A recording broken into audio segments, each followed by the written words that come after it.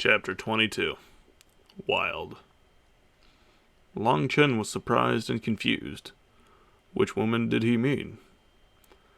That girl that fought with you at the beginning, Xianxia said solemnly. What? Does she have a problem?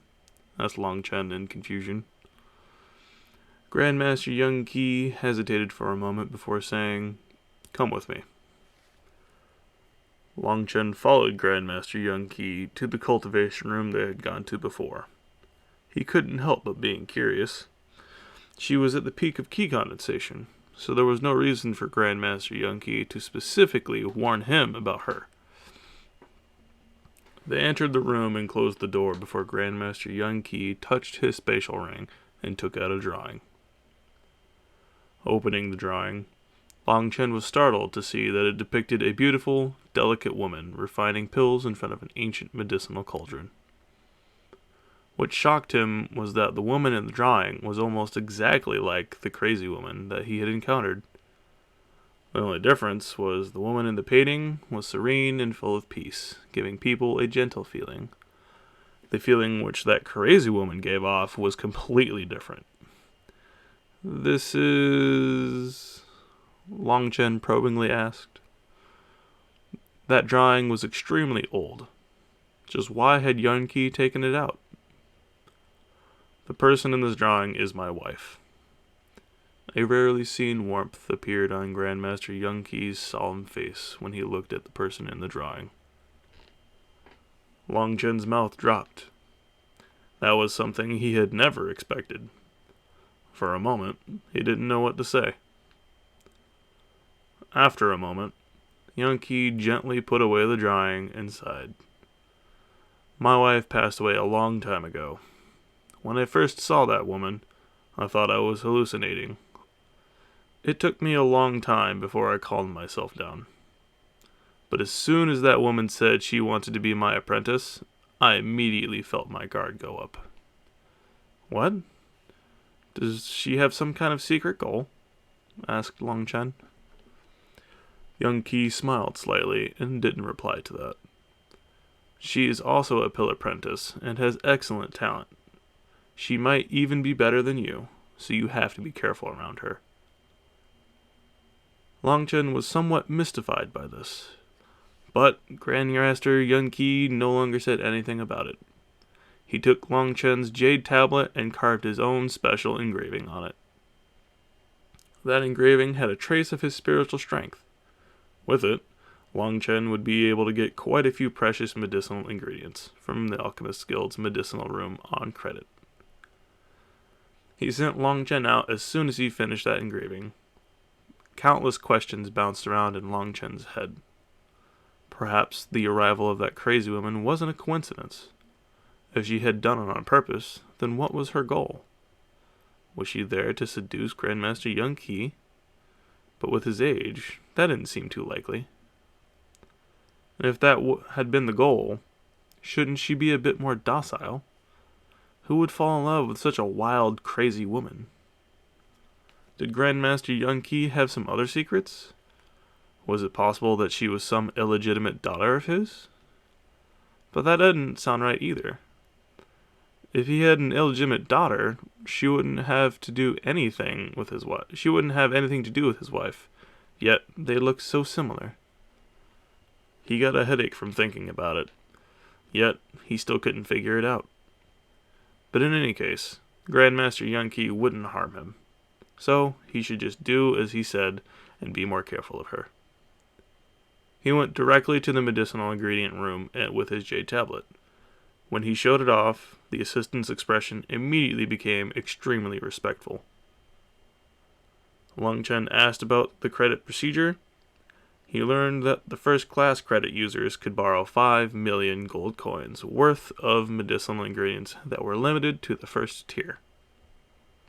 But Long Chen's second-class credit allowed him to borrow 30 million gold coins of first-tier medicinal ingredients, as well as 5 sets of second-tier medicinal ingredients.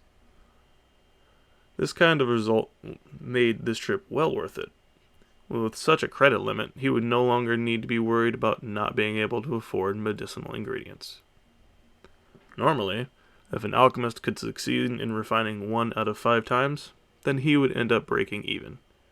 If he could succeed an extra time, then he would be making a great profit. As for Long Chen with his pill sovereign memories, his chance of failure when refining a first-tier medicinal pill was 0%. If his pill flame wasn't so weak, his efficiency and the number of pills per furnace would increase even more. But when he thought about refining second-tier medicinal pills, Long Chen decided not to try it. With his current pill flame strength, refining a second-tier pill would tire him to death.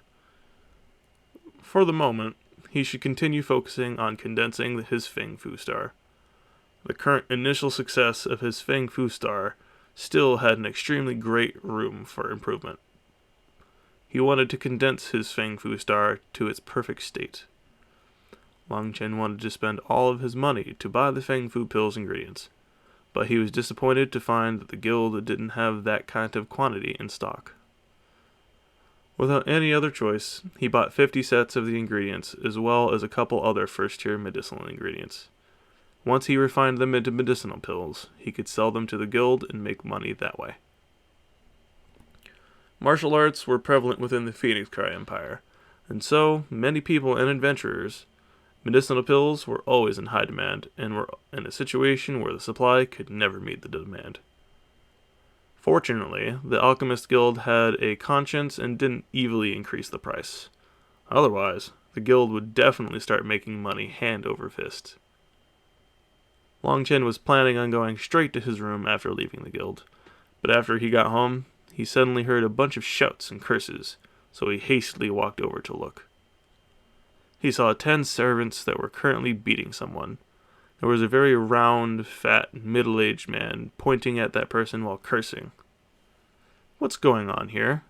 he asked of a man watching the chaos. "You'll laugh to death once you hear it. Do you see that chimney that's over 200 meters tall? It was built by that kid.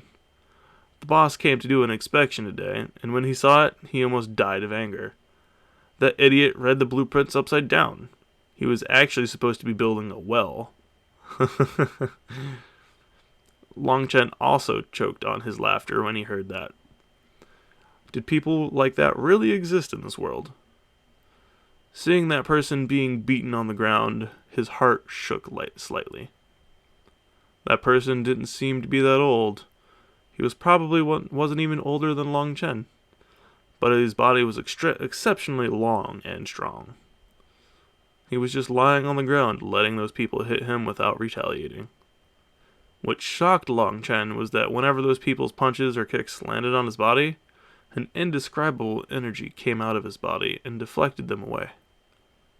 Without Long Chen's shocking spiritual strength, it would be impossible to notice that faint ripple. But as for that youth, there were no spiritual energy fluctuations from him, so he definitely wasn't a cultivator. The youth simply lay there for a long time without reaction, and the result was that the people beating him eventually got tired, their hands and feet starting to ache. Damn, he really angers me to death. Just how much money is this idiot going to cost me? Beat him to death. The fat boss became angrier whenever he looked at the huge chimney in front of him. He repeatedly cursed and went over to kick him a couple of times. Stop. Damn it, who do you think you are? The boss was so angry he didn't even look at who was speaking before cursing. Only then did he look for the speaker. As soon as he did, he immediately started to sweat and stuttered. "Young master, just stop.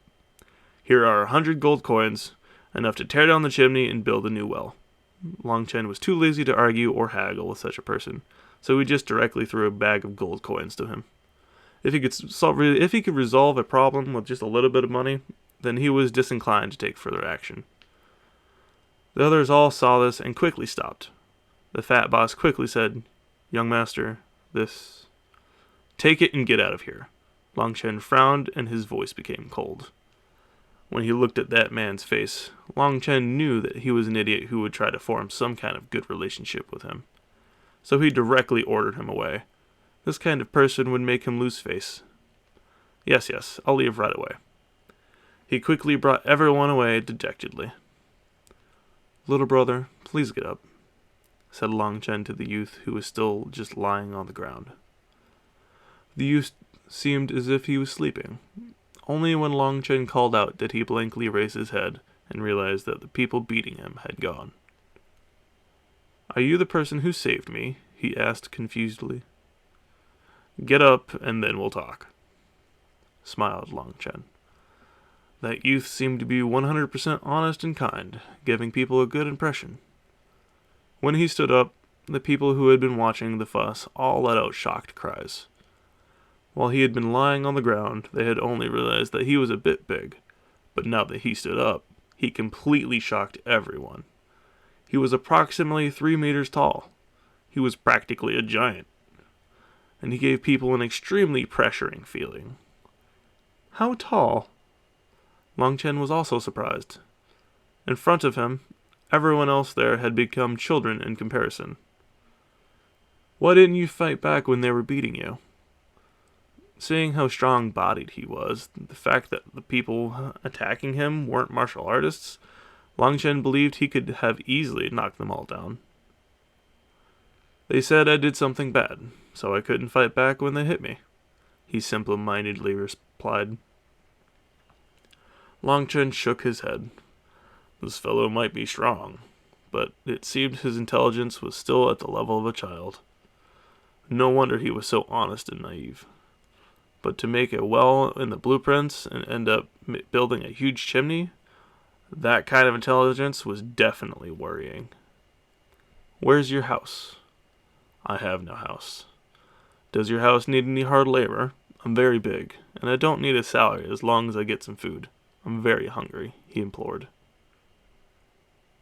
Just as he was about to reply, someone reminded him, "Young master, don't be fooled. This fellow can easily eat a whole bull in an instant. Taking him isn't profitable." "No, as long as there's rice, it's fine. I don't need meat," he somewhat urgently said. "Fine. Come with me." "What's your name?" asked Long Chen. "I'm called Wild Bull." "Thank you, big bro," Wild Bull happily said. I'll call you Wilde in the future. You can just call me Brother Long." Long Chen nodded. "Okay, Brother Long." Wilde straightforwardly nodded his head. The people in the crowd left behind by Long Chen and Wilde all became jealous. They were jealous of that idiot who had become favored by a noble heir. Stupid people really did have stupid luck. On the road, Long Chen asked Wilde about his past.